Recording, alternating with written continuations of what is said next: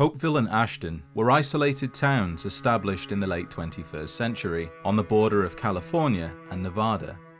Tucked away in the remote badlands west of the Mojave Desert, they were built to serve as both a symbol of the American dream and one of its greatest protectors.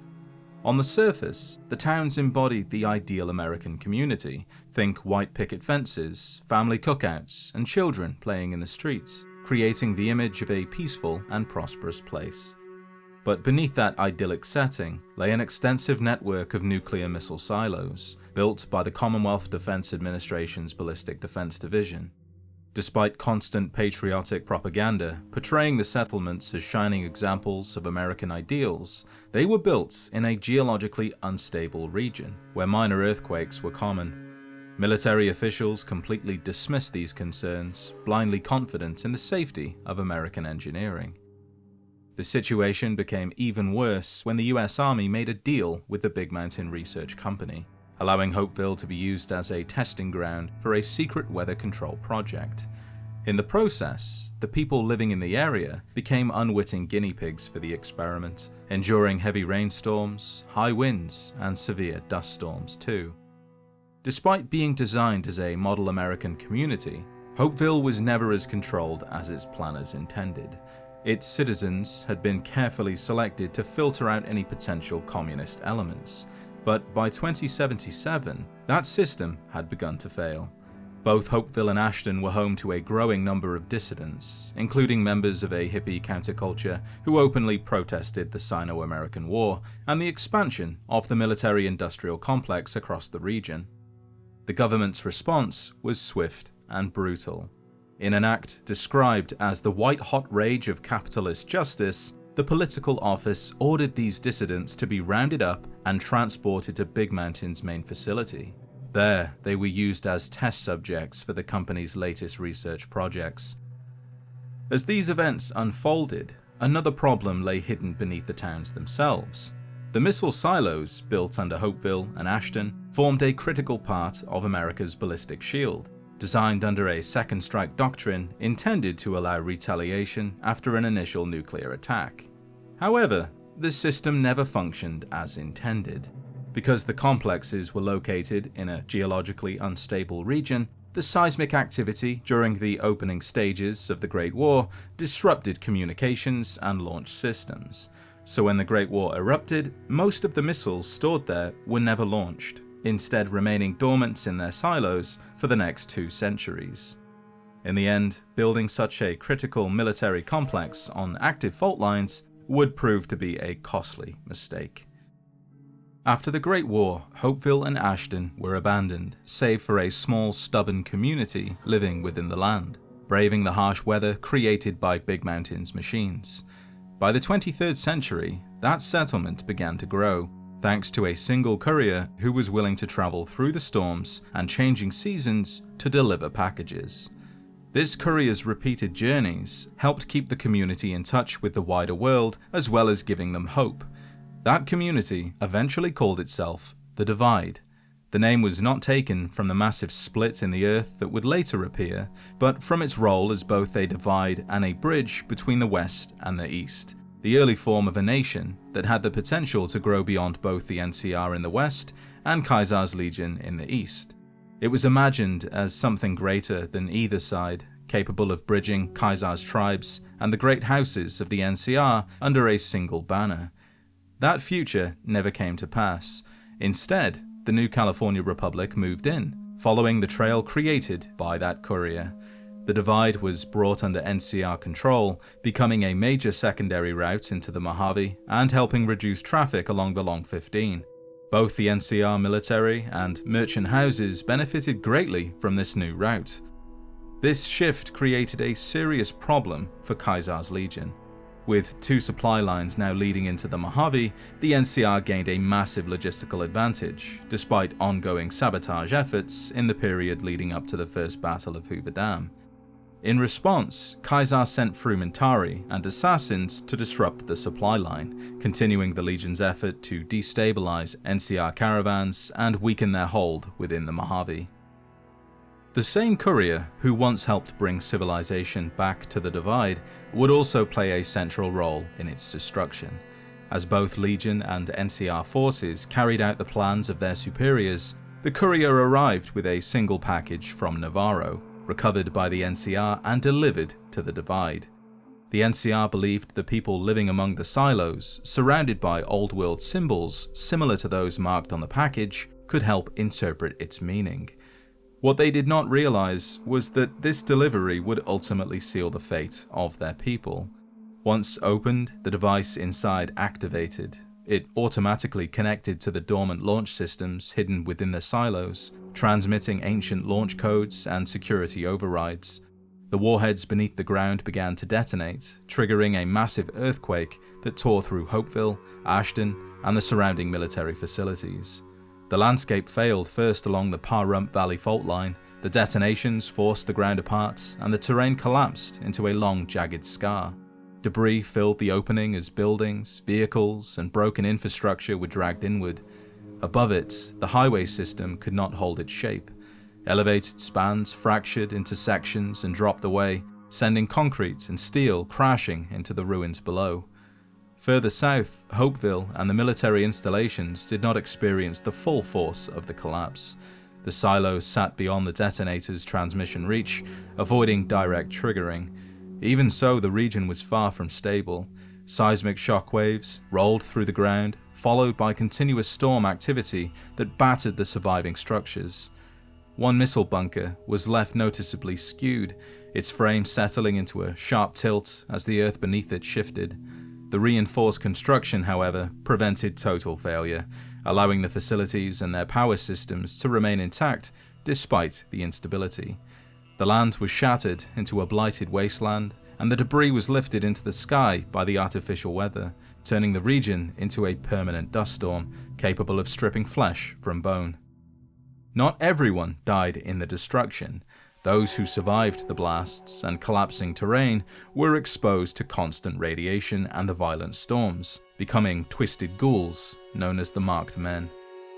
The Marked Men are the former inhabitants of the Divide after its destruction, primarily NCR soldiers, legionaries, scouts, and frumentari who were caught in the region when it was torn apart. When the Divide collapsed, the combination of massive nuclear detonations, violent earthquakes, and constant irradiated storms transformed the survivors into something new. Their skin was literally stripped away by the harsh environment, leaving exposed muscle and bone. The extreme radiation, on account of them being ghouls, kept them alive, effectively sustaining them in a constant state of painful half-life. Over time, they became organized only in the loosest sense, roaming the ruined landscape in small groups. They retained fragments of their former identities through their damaged NCR and Legion armor, which they patched together with scrap metal and debris from the Divide. However, most have lost any sense of allegiance or purpose beyond survival. They are, for all intents and purposes, ghouls, as they share many similar traits: radiation resistance, extreme physical degradation, and long-term survival in irradiated zones. What distinguishes them isn't their origin, but the fact they do not turn feral, which is something any ghoul would have done living in the Divide's irradiated zones. Among the destruction, there was only one survivor who was not marked. He was saved by medical robots that mistook the stars and stripes on his back for a US military uniform. Ulysses. He left the Divide physically intact, but mentally broken. I'll get to him in just a moment. The devastation of the Divide also forced something ancient and hidden to the surface: the tunnelers. Long believed by some, Ulysses among them, to be the result of post-war radiation. The creatures have spent nearly 2 centuries deep underground, shaped entirely by life beneath the sands. Isolated from the surface world, they adapted into predators, developing bioluminescent markings to navigate the endless dark tunnels. When the earth above them finally shattered, they emerged into the light, finally free to roam. They'll start emerging throughout the Mojave in time. Might be years, probably less. They breed fast, hunt in groups, more than enough to bring down the strongest in the Mojave, once they draw blood. Seen them tear apart Deathclaws. Deathclaw might get some, but the rest will swarm it, tear it apart, like Denver hounds. Even with the loss of the Legion task force, the destruction of the Divide became a strategic victory for Caesar's Legion. The NCR lost its secondary supply route as the land became impassable, and caravans attempting to cross were torn apart by the storms and creatures. Without the route, the NCR could not move reinforcements quickly enough to capitalize on its victory at the First Battle of Hoover Dam, giving Caesar time to withdraw to Arizona and prepare for future conflicts. Over time, the Divide faded from common memory, erased by storms that made travel nearly impossible, except for the hardiest of wanderers. One man, however, remembered everything. Ulysses once served as a frumentarius for Caesar's Legion, moving through the wasteland under the guise of a courier while gathering intelligence on people and places of interest. During these travels, he became aware of another courier operating across the Mojave, whose routes repeatedly led into a remote region known as the Divide. Between 2274 and 2277, Ulysses tracked this courier into the area and discovered a settlement called the Divide, a nation taking its first breath, surrounded by the symbols and remnants of the old world.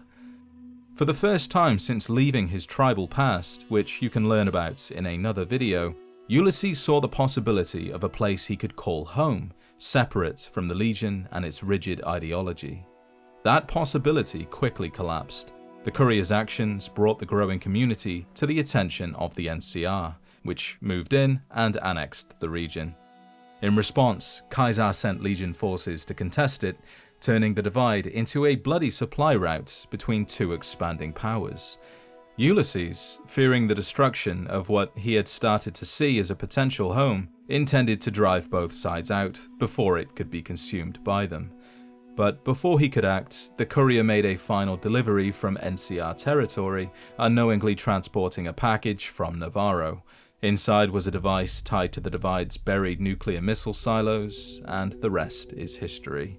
The event became a major turning point for him. He interpreted the destruction as proof that a single individual could redirect the course of entire regions, raising or erasing entire nations, which is what he wanted to do. Thinking the courier had also perished, he abandoned the ruins and returned east. There he observed that while the Legion had been weakened, it still endured under Caesar's survival. From there on, Ulysses carried the symbols of the old world with him, including the flag imagery he had worn during his survival and the staff he would later use as a weapon, preserving them as reminders of what he believed the Divide had revealed about power, history, and consequence.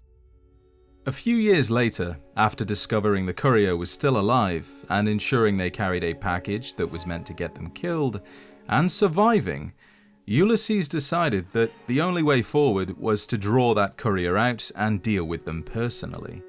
In late 2281, he broadcasted a message into the wasteland containing the coordinates to the canyon wreckage and the pass beyond it.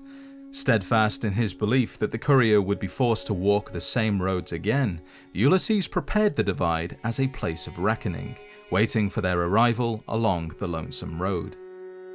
Now, as damaged as the Divide is, it could always be a bit worse, and for a certain section, that came true.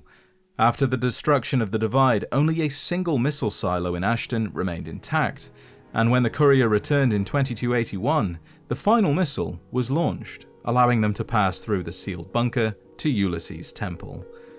The warhead detonated over part of Hopeville and created what was later known as the Courier's Mile. The blast battered the landscape again, carving out a wide crater filled with the shattered remains of buildings, streets, and infrastructure. What was once part of a functioning settlement was reduced to a ruin, saturated with extreme radiation. It is patrolled by irradiated deathclaws and marked men, whose exposure to the blast has left them grotesquely altered, but also dangerously active, with the radiation at the center being so intense that it actively sustains their life, forcing those trapped there to continue living. The story of the Divide is not the story of a ruined town, a lost supply route, or a buried missile complex. It is the story of consequences, of how decisions made centuries apart can collide in a single moment and reshape the course of history. Hopeville and Ashton were built as monuments to America's strength, yet they stood on unstable ground, both literally and figuratively. The government ignored the fault lines beneath them, the people were sacrificed to experimentation, and they decided to store nuclear weapons capable of ending nations right beneath the settlements. So when the Great War came, those mistakes were buried rather than erased, waiting for someone to unknowingly wake them up. For a brief moment, it represented possibility, a place between East and West, between the bear and the bull, where a different future might have emerged. Today, the divide remains one of the most hostile places in the wasteland. Its storms still howl through shattered highways. Marked men wander among the ruins, tunnelers lurk in the shadows, and beneath it all lies the remains of a community that once believed it could have been something greater. Perhaps that is why the divide matters. It stands as a warning written across the landscape itself. Nations rise, empires expand, and people convince themselves they control history. Yet, all it takes is one overlooked fault line, one forgotten weapon, or one package carried by the wrong messenger to bring everything crashing down. Be sure to show your support by liking the video and subscribing if you haven't already for more Fallout content. If there's anything you'd like to see in a later video, leave a comment and I'll see what I can do. With that said, thank you, as always, for watching, and I'll see you in the next adventure.